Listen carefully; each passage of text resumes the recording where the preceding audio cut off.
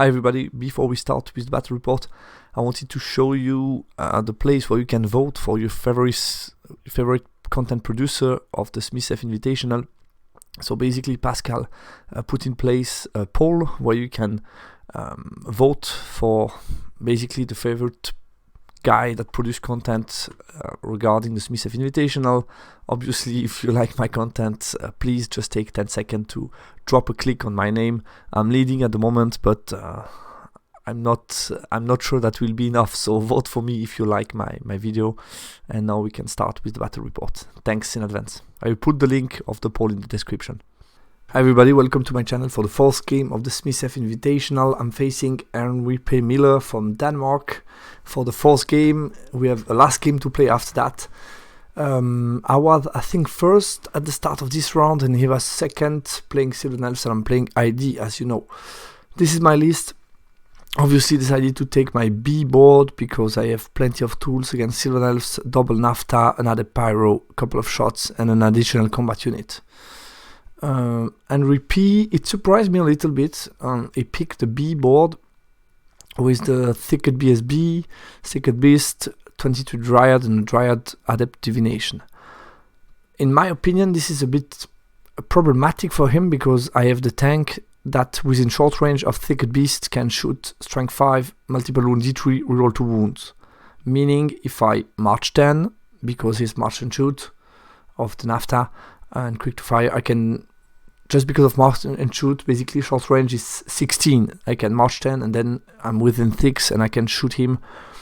And if I hit on the 2-up, then basically he's in big trouble. So yeah, and having a second NAFTA thrower, obviously that will not shoot from short range, but even from long range can also do damage against Riot. So I expected him to take the C board. I was a little bit surprised that he decided to go for the B board. Obviously this B board has a little bit more stability because of the BSB, so maybe that's why he decided to pick that one, but that was for me a first surprise. Settings, we play King of the Hill. On contrast spell selection, I decided to go with 4 Blast. Basically I want to do as much damage from distance as I can do, and on the right we have his spell selection. Secondary, he has 2 scoring units, which is not a lot, and I have tools to deal with Thicket Beast and Dryad like I mentioned. So I should be fine, because if you have no scoring, then you cannot score secondary on King of the Hill. Main risk is Wild Huntsman Impact, because if you can charge from far, it can be very annoying. I have some units that can absorb the impact, like Bastion, or a chaff unit like Vassals, but if you charge other stuff, like my smaller unit, it can just go through them, and that could be annoying for me. And second things that could be a bit annoying for me are the Kestrels. Obviously between the Vanguard and the movement, they can be a threat for me early on. My range damage will hurt badly his list. Obviously starting is probably a good idea because I have range damage and I can limit what Kestrel might do, so I would be very happy to start. If they get moved within 16 of my engine, that could really hurt, that could be annoying, so I expected him to respect that no-go zone.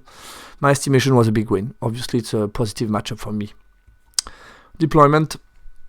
So it was counter trust. I won the roll for side. I gave him top. I picked the wall to defend.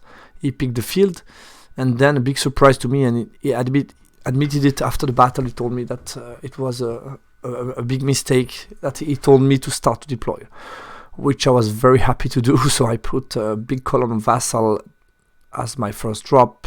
He put his cavalry, this cavalry that can redeploy. There are 2 models too much at the moment, but he will delete them just a little bit later, so don't worry about that. But he put them here on the front line to push me back on this side. Then I put my anointed unit here on the left to push him back.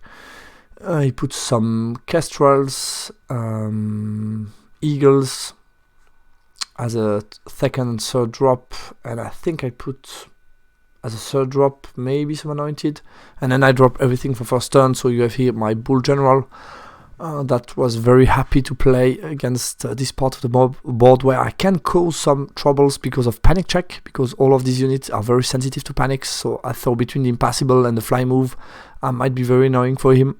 And at the same time, my anointed, just by being on the hill, can block the movement that he might do with this unit. So that was okay for me. Then for anointed, that should be able to push towards him. the engine to block the middle. I thought he has very little answer to the engine, only the his cavalry, and basically if he goes toward there, I wanted to have a couple of stuff, basically a chaff piece that can chaff, and then other stuff to shoot him and then go CC. And what I did to block the right part of the map was to put my bastion, basically to make sure I can go for mission. If he decides to redeploy that unit on the other side, I should be fine on the right, and then basically I can push toward the middle and make sure he can never claim this objective.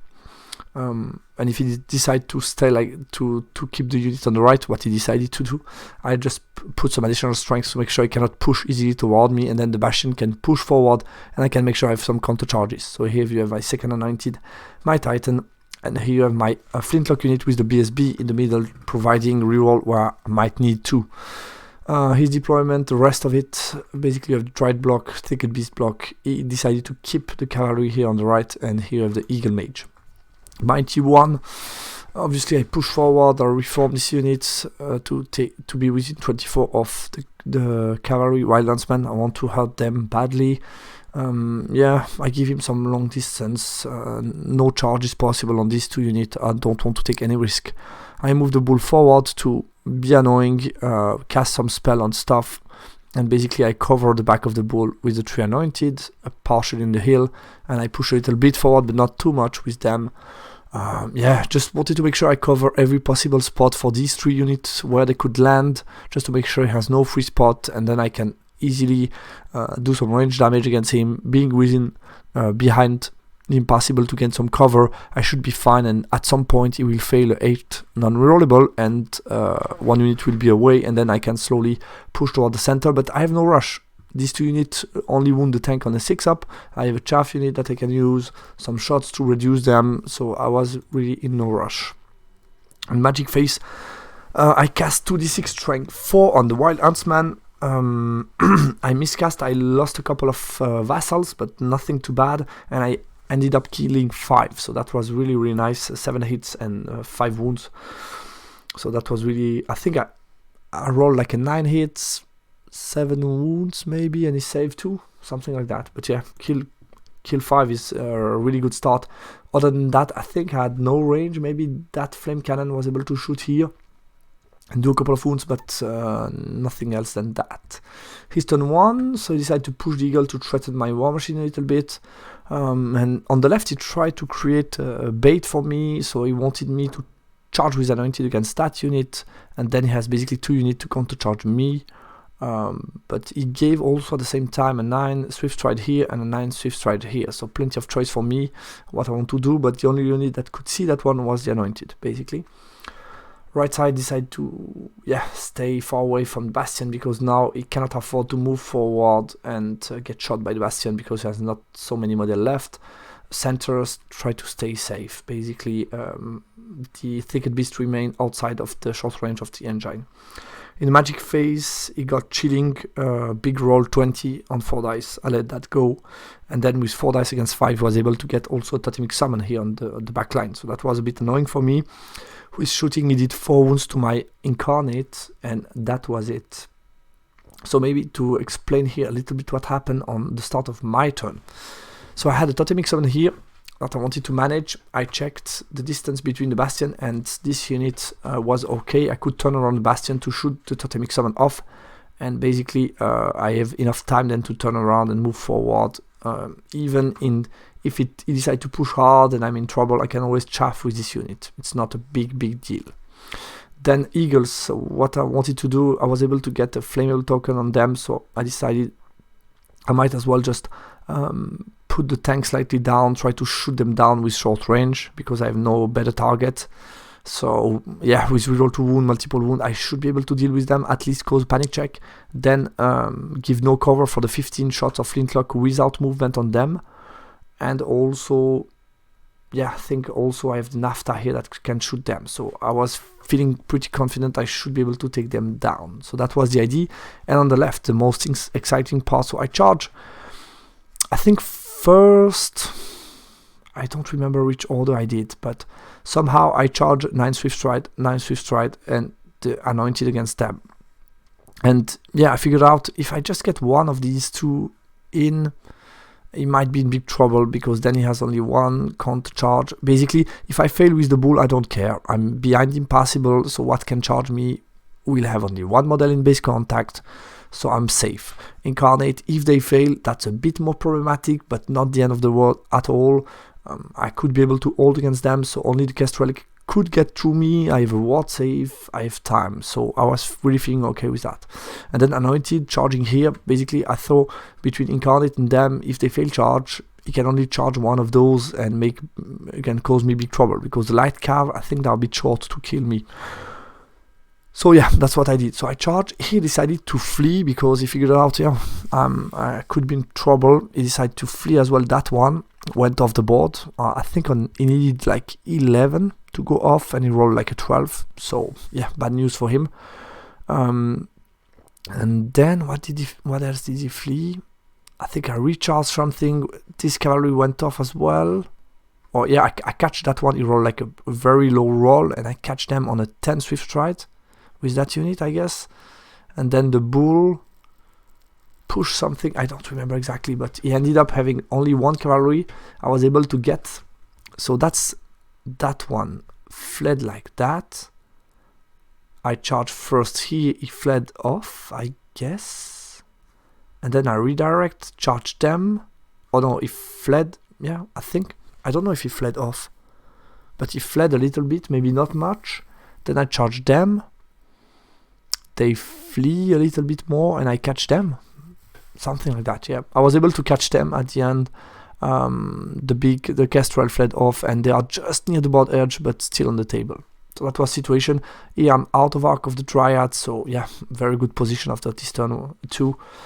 Charge range, and the rest is like I told you. In my magic phase, I got 2d6 strength 4. I failed. Wanted to cast that again on them. Then I did 2d6 strength 4 towards the eagle, but I caused only one wound with reroll to wound. That was a bit disappointing. Bastion killed the totem, and then the rest of the shoot, I did pretty much. I did nothing with the flintlock. 15 shot on 4 up, 5 up because of chilling, and also the tank rolled poorly and Naft as well, so I left him alive, and he passed the panic check on 8, no reroll. So yeah, a bit annoying for me. His turn 2, he rallied them on 8 and moved them to the side. Decided to push a charge with the eagles towards my war machine. Needed an 8 swift stride, but he failed that one, luckily for me. That would have been a bit annoying, obviously. Maybe I should have turned around that unit, but yeah, I wasn't able to get a spell to really hurt them because of chilling. That was a bit of a problem. And with the failed charge, it comes chaffing me, which is it's what it is, but it makes it really hard for me to march with only one pivot. I cannot march within and use one pivot to shoot them at short range. So I guess that's not a bad scenario for him to fail that charge. Right side, it moves slightly forward, but what he didn't calculate is the fact that with turning around, moving 3, I can frenzy bait him, and he's out of BSB bubble, which could be problematic when you frenzy like him, and when you have not so many models left. What else? I got again a big chilling, but that's less problematic for me this time, I guess. And then he got Swarm of Insect on my war machine, did 1 wound. I dispelled Totemic Summon, and with shooting he did 2 wounds to my Incarnate, but yeah, nothing too problematic. My turn 2, like I said, I turn around the Bastion to Frenzy Bait, and I prepare counter charges. Like I usually say, when you Frenzy Bait something, make sure that it cannot charge anything else, so I make sure to move as back as I needed my 2 units here, because if he failed frenzy and can charge here and fail charge, basically I've won nothing. So I really wanted to be sure that he can only charge the Bastion unit and get stand and shoot.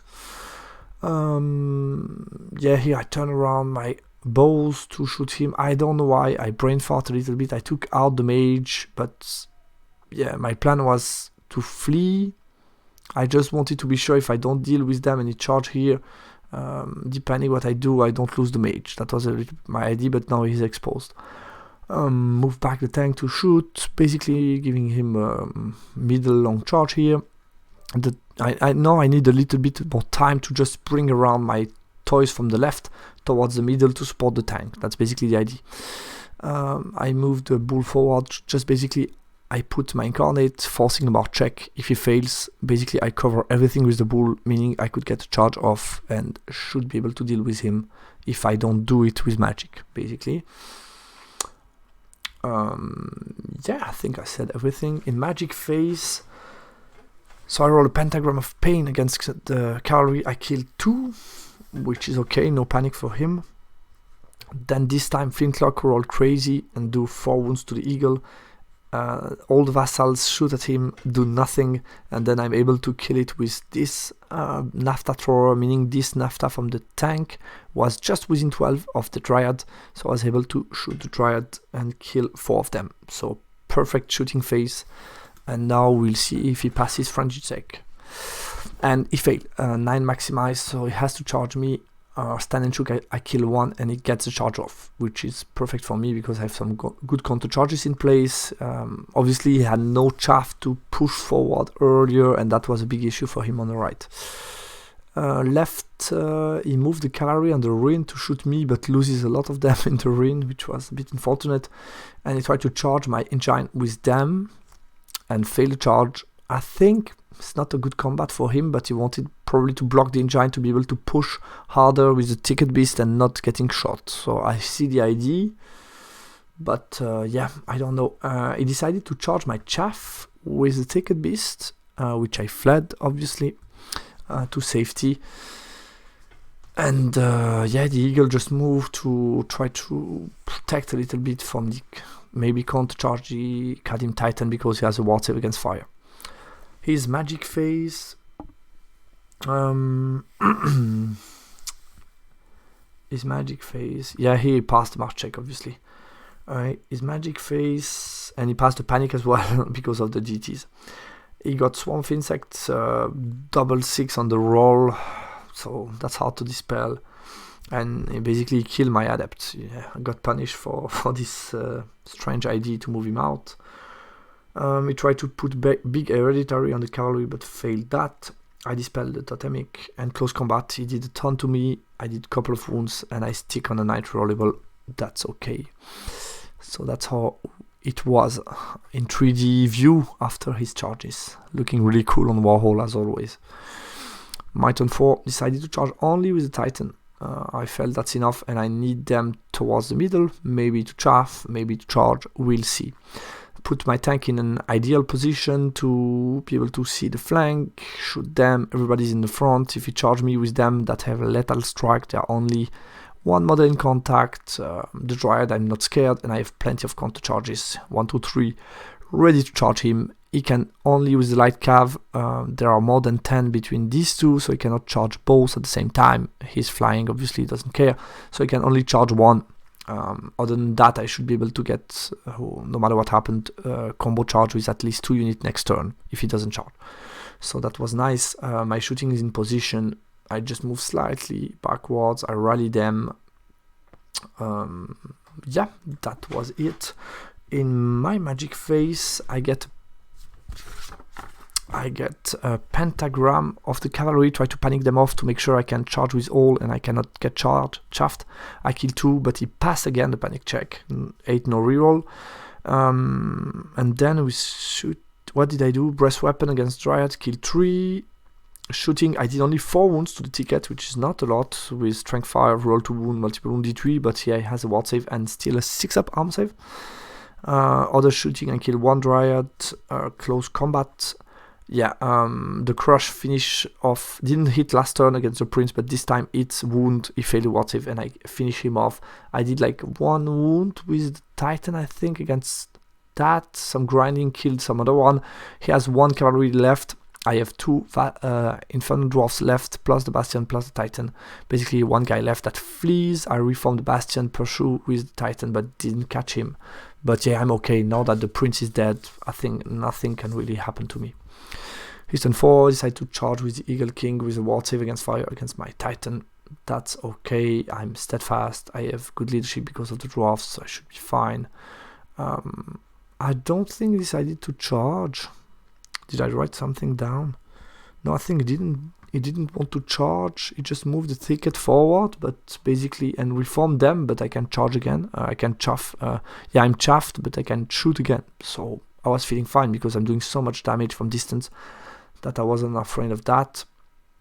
I think he had some long charges, and I don't think he tried to do one because I didn't flee anything. I didn't rally that guy, it continued to flee. These guys, didn't move at all. I didn't understand. I think maybe forgot them. I don't know. Should have just chaffed my Kalim. Then magic phase. I binding scroll reroll to hit divine attack. I don't want that. He failed the big hereditary, used 2 dice again. And then he tried to put +1 strength on the mage. Don't care that much, but I just dispel it. Close combat, he passes 3/2 up ward save. Obviously, I do nothing to him. He does a couple of 1 wound, and I passed steadfast and reform, but I couldn't face him because of the bastion. But yeah, not too bad. And then other than that, yeah, I'm ready for my turn. So get some charge off. 6 Rift Stride for the Incarnate. The rest was auto. Here I made a mistake. I don't know why. I thought if he gets disengage, even without breaking, I can overrun, but that was stupid. I cannot overrun. I need to break them to do that. So I should have turned around them because the bull is slightly better in close combat than the second Incarnate. So that was a weird choice, but yeah, doesn't matter that much. Other than that, I just prepare stuff to charge him. I move here forward to just chaff him. If he charge me, it's only 2 modern contact. I will shoot again with my Nafta, move away the Bastion, don't need him anymore, and I prepare that one to, prepare my scoring to touch down here next turn if something bad happens to the Anointed, so I should be okay. I tried to put boosted hereditary against the Dryad to help me in combat, but he dispelled that, and then he didn't see that coming. I guess I'm able to get Pentagram off on the Eagle King that has almost no armor save, has only the ward save against fire and then the 5-up ward save, and I get 2 wounds off. He saved 1, so he's just alive. I will finish him off with the Canim Titan in close combat. The last wound, he will fail a ward save, and then I will just kill him. So yeah, problem from him. Shooting, I'm doing a couple of wounds to the BSB, to the unit. He loses like 4 or 5 wounds, I guess 5 wounds total maybe. And here I don't kill him. It's just set fast to a man, but yeah, he decided to stop after that because basically that's over. There is nothing he can do. You can see the amount of model leaving. He cannot escape anything. You can just charge him, get secondary. So yeah, that was just the end of the game. How it looks like. I think by changing these 2 models, I could have been able with the bull to break the steadfast, but it didn't matter much because if I kill him in his turn 5, then I can just charge everybody against that and just claim secondary, and that's the end of the game. So yeah, decided to call out, and I think it makes sense. Okay, post-game analysis. King of the Hill. I ensured that both King of the Hill are close to each other. I could have picked the hill on the left, but that would have meant he could pick something close to the house, and this is too far away from each other. This is always strange to play King of the Hill on these B maps because they have so many pieces of terrain that sometimes you have some weird configuration. Not a big fan of the B map, to be honest, but yeah, they are maybe a bit more fluffy, I guess. So yeah, I made sure that both were close to each other, and I think that was the right choice. I was really happy to start. I think that was the biggest mistake of Henry to give me the opportunity to start. And like we used to say with my coach Coco, you have a game like this, it's a hard matchup, obviously. You start maybe for him at 6, or I don't know, 7, maybe 6. Then when you do the first mistake to let me start, you go down to maybe 5, 4, and one mistake after the other will be even harder to just climb the mountain. It just makes things very, very hard for him. So I think already after the fact that I'm able to start, I was feeling really confident that nothing too bad could happen to me. So yeah, very hard matchup for SE. I think having his list in the hand and you can start the game, I would have tried something very, very aggressive, and you just go for it. Drop everything first turn. You have light cavalry, so you can chaff a lot of things. Turn 1, you just chaff the entire army, you push everything forward, and you just charge from turn 2. And let's try. I think I would have tried that, because, just staying from range, it's impossible for him. left flank for the SE was a bit shaky. He gave me 2 easy charges for the stuff that were supposed to countercharge me after the combat in the center, and yeah, just the flea pass were with a long flea swift stride. He was already out with the Kestrel, which were something I wanted to take care of quickly, and that was a big help for me. After turn 2, I think I was really in control of the game, total control. The engine, had no answer in the center, so I was a bit surprised by the fact that he didn't took the opportunity to redeploy the cavalry on the right and put them more toward the center left, and also the fact that he decided to put the thicket not far away from my engine is a problem for him. He could have maybe tried something slightly different where the engine has less an impact on the thicket beast, because it's a big issue for the thicket beast to face the engine. Frenzy bait worked. Having a frenzy cavalry out of BSB range with no chaff to protect you a little bit or help you pushing, it was always going to end badly, in my opinion. Interesting to point out the fact that an Adept Pyro and an Adept Occultism, if they pick all damage spell, it's somehow similar to a Master Pyro, because you get 4 small damage spell that can do a lot against this type of list. And short range engine with the March and Shoot is a big threat. And also overall, I love the fact that NAFTA are hitting on the 2-up, because you can really rely on them. It's not something that like Catapult, where when you say, it's very good in this matchup, but then you really rely on the fact that they don't misfire and roll a 4-up. Here basically it's 2-up, so you can really rely on the fact that they are going to hurt the mass army. So I think I will consider them again in the future. That was also the idea of the list, to try out some of the stuff that I didn't try before. So guys, thanks a lot for watching. Thanks again, Henry, for the enjoyable game. Hard matchup for you, unfortunately, but I hope you were still able to learn some stuff from the game. Thanks a lot for watching, guys. I have still 1 game left. Should be against Shizu, my friend from France. So it will be an interesting game on the big. It's a big finale, as in called big finale. It's a 6K on the center, which could be a very bloody game. So looking forward to that to finish this tournament. And thanks again to Pascal for the organization. Bye, guys.